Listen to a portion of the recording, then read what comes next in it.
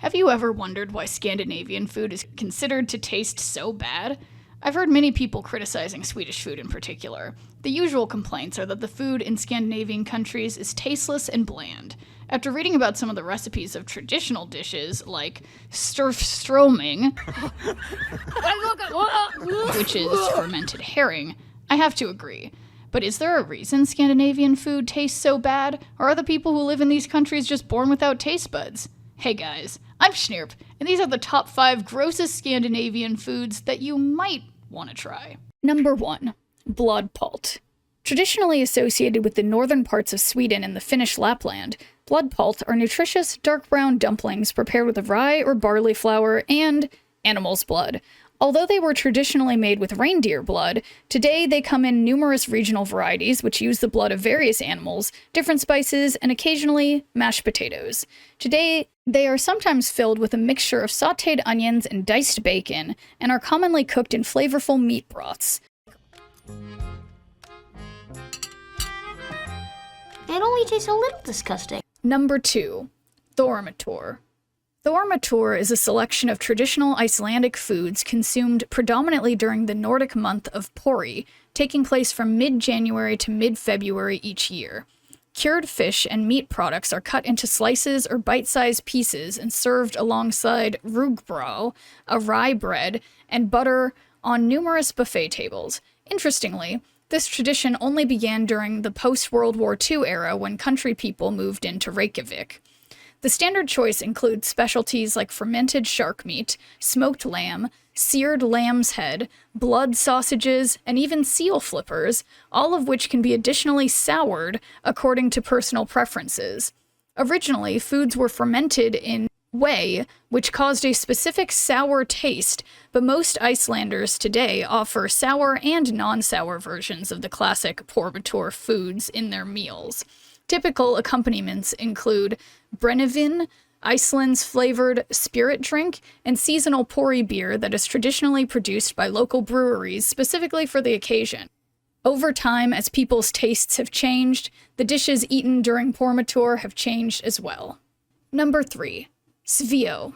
Svio is an unusual and unique dish from Iceland consisting of a singed, halved, and cooked sheep's head.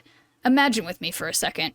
You're out on the town with the girls, drinking and dancing, and then on the way home you stop at your local hemcoop, because you're getting those sheep brain munchies.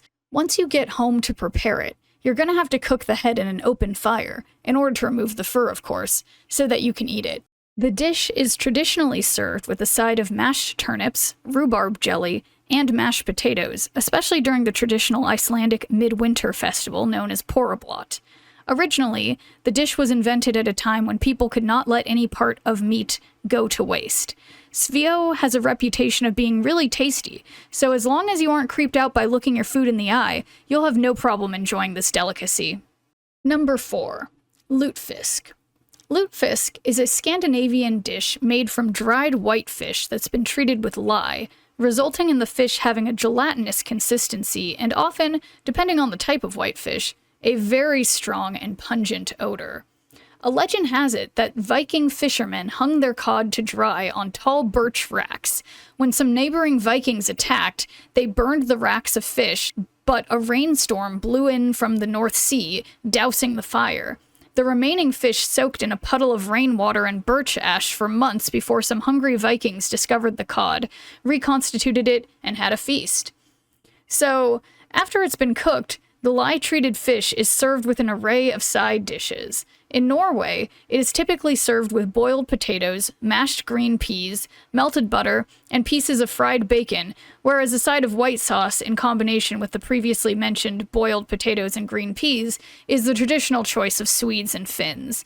To this day, about 20% of Norwegians eat lutefisk during the Christmas holiday, and it is also enjoyed in Canada and areas of the northeastern United States.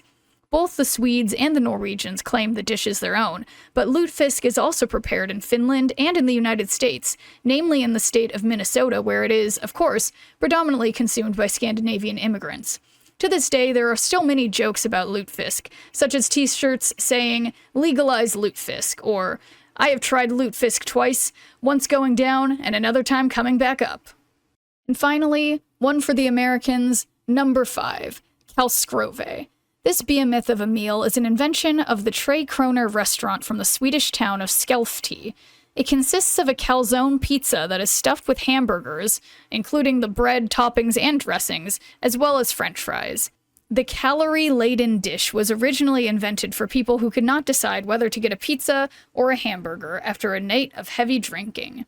Kalskrove seems like Scandinavian people wanted to impress Americans and were like, we can literally out-American the Americans, watch us, and then proceeded to shove every American fast food dish into a calzone, and to be honest, they're probably right. It does look good, but regardless, it still deserves a spot on the list for its, interesting presentation, we can say.